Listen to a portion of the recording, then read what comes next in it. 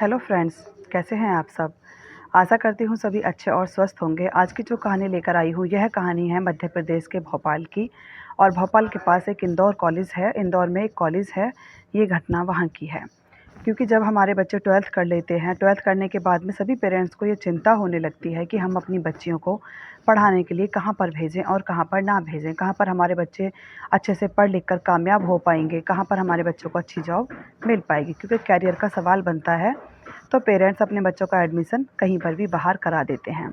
तो यही एक कहानी एक लड़की की है। जब वो इंदौर में कॉलेज में एडमिशन ले लेती है, तो एडमिशन लेने के बाद में कॉलेज में उसकी एक फरखान नाम के लड़के से दोस्ती हो जाती है। दोस्ती होने के बाद में घूमना फिरना, खाना पीना, इधर उधर जाना आना, तो इस तरह से उनकी बातें चलती रहती हैं। और फिर वो लड़का उसे अपने साथ में घुमाना फिराना, अपने घर ले जाना इधर उधर, मतलब घर, तो वो लड़का भी एक डांस क्लास चलाता था। तो वो उससे कहता है कि तुम अपने जो फ्रेंड्स हैं उनसे कहो कि वो मेरी डांस क्लास में आएँ।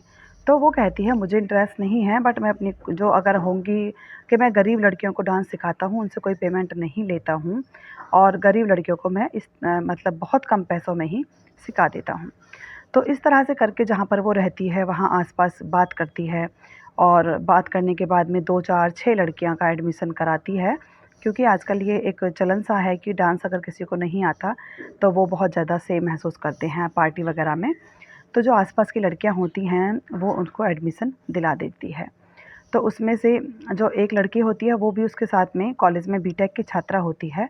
तो वो भी अपनी छोटी बहन से कहती है कि तुम अगर सीखना चाहो तो डांस सीख लो। वो लगभग 14 से 15 साल की बच्ची होती है। तो वो अपनी बहन को भी वहाँ डांस करने के लिए भेज देती है। तो जब इनका आना-जाना चलता रहता है, तो वो फरहान जो होता है, उस लड़की को एक दिन अपने साथ अपने घर पर ले जाता है। घर पर लेकर जाने के बाद में उसे कुछ वहाँ पर कोई नहीं था। एक रूम उसने रेंट पर लेके रखा था, वहाँ पर वो रहता था। और उसके बाद में फिर वो लड़की को अपने वहाँ पे कोल्ड ड्रिंक में नशा पिला देता है और पिलाने के बाद में वो लड़की वहाँ बेहोश होकर सो जाती है। फिर उसके साथ में वो बदतमीज़ी करता है और उसकी वीडियो फ़िल्म बना लेता है। आजकल ये इतना ज़्यादा चलन चल गया है कि पूछो मत, कितने ही केसेस हैं ऐसे जो इस तरह के बाहर निकल कर आते हैं, फिर भी बच्चियां हैं कि वो समझने का नाम नहीं लेती। वीडियो बनाने के बाद में अगले दिन जब वो कॉलेज में आती है, तो वो उसे उसकी वीडियो दिखाता है और कहता है कि मैं तुम्हारी ये वीडियो वायरल कर दूंगा, वरना अपनी फ्रेंड्स की बातें मेरे फ्रेंड्स से कराइए। तो लगभग इन 6 लड़कों का गैंग होता है और उसके बाद वो लड़की 2-4 लड़कियों से बात करती है। क्योंकि उसके बाद बात करने के बाद में फिर वो 1-2 लड़कियों को तैयार भी कर लेती है फ्रेंडशिप के लिए। तैयार करने के बाद में फिर वो और लड़कियों से भी मिलवाती है और कुछ जो उनका एक दोस्त होता है डांस क्लास वाला, उसके यहाँ डांस क्लास पर भेज देती हैं। क्योंकि गर्मियाँ होती हैं, अप्रैल का महीना है, ये 22 तारीख की बात है, नहीं 24 अप्रैल की बात है ये। तो उसके बाद में फिर वो डांस क्लास में भी ऐसा ही करते हैं कि 5-6 लड़के सिखाने के लिए आते हैं लड़कियों को और 5-6 लड़के उन लड़कियों को कमर में हाथ डालना, गले में हाथ डालना, बाहों में बाहें डालना, इस तरह से वो उनको डांस सिखाते हैं। और डांस सिखाने के बाद में उनके साथ में फिर वो वीडियोज़ बना लेते हैं। तो उनमें एक जो लड़की जो इसकी बहन बीटेक कर रही होती है, तो बीटेक में अ, उसके साथ में भी वो एक मोमडन लड़के से ही फ्रेंडशिप करा देते हैं और फ्रेंडशिप कराने के बाद में सब कुछ उनके मतलब उनके तरीके से ही होता चला जाता है और लगभग ये 5 लड़कियां इन लड़कों के चंगुल में फंस जाती हैं। तो जो बीटेक की छात्रा होती है, उसकी जो छोटी बहन होती है, वो नाबालिग होती है और वो लोग उसका शोषण करने में भी पीछे नहीं हटते हैं।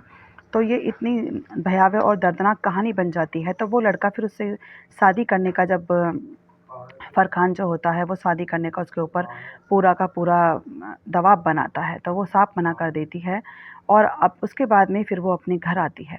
वो जब वो कहते हैं कि हम तुम्हारी वीडियो वायरल कर देंगे, तो वो लड़की परेशान होती है, रोती है कि अब मुझे क्या करना चाहिए। तो उन्हीं में से किसी एक लड़की जो होती है, उनकी फ्रेंड, वो कहती है कि माँ-बाप जो होते हैं वो हर गलती को माफ़ कर देते हैं, तुम एक बार अपने पेरेंट्स से बात करो, शायद कोई समाधान निकल आए। लेकिन उन लड़कों को ऐसा लग रहा था कि इस तरह की जो इनकी फ़िल्म है हमारे पास, तो कोई लड़की भी अपने पेरेंट्स को जाकर नहीं बताएगी। लेकिन ऐसा नहीं होता।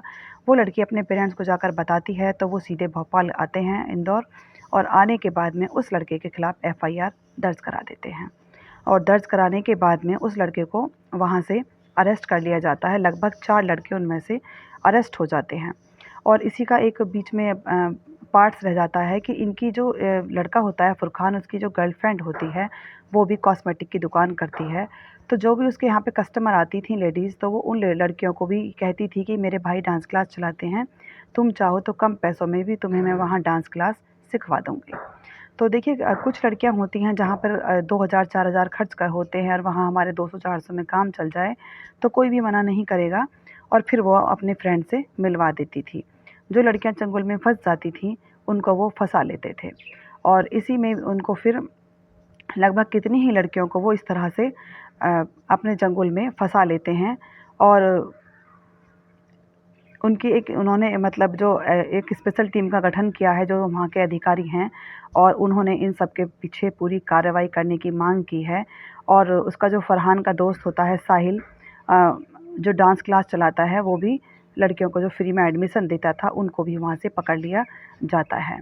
और इसके बाद में जब पूरी जांच पड़ताल की जाती है तो पता चलता है कि इनमें से जो एक लड़का था अबरार खान जो था वो तो अपने घर में बुलाकर लड़कियों के साथ में दुष्कर्म किया करता था और जो दूसरा लड़का था उनके वो रेस्टोरेंट वगैरह में ले जाता था। अब समझ में ये नहीं आता कि इतना फ्री में काम करने वाले लोगों के पास इतना पैसा कहाँ से आता था, जो वो इतना खर्चा लड़कियों का भी उठा लेते थे। इसके बाद में फिर उन पाँचों को अरेस्ट कर लिया जाता है। तो एक लड़की जब उनके मोबाइल्स को देखा जाता है तो उसमें कम से कम 5 से 6 लड़कियों की वीडियो उसमें बनी हुई होती हैं और उसके बाद पकड़कर उन लड़कों को उनके फ़ोन को अपने कस्टडी में लिया जाता है। तो लगभग 4 लड़कियां हैं जिन्होंने ये बता दिया है कि हमारे साथ में भी इतना बुरा हुआ है और एक लड़की का नाम अभी खुलकर सामने नहीं आ रहा है। उसमें लगभग 100 120 लड़कियों की इस तरह की फ़िल्म है जो इस दुष्कर्म का शिकार हुई हैं।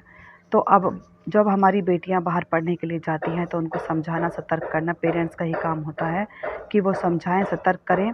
और ये लव जिहाद के नाम पर मोमडन्स, देखिए मैं किसी जाति पाति का विरोध नहीं कर रही हूँ, लेकिन फिर भी कुछ ऐसे होते हैं जिस जैसे पहलगाँव हमले में कुछ मोमडन्स ने ही ये सब काम किया है। तो ये तो एक अपवाद होता है, सभी लोग एक जैसे नहीं होते, कि सभी जाति में एक जैसे इंसान नहीं हैं।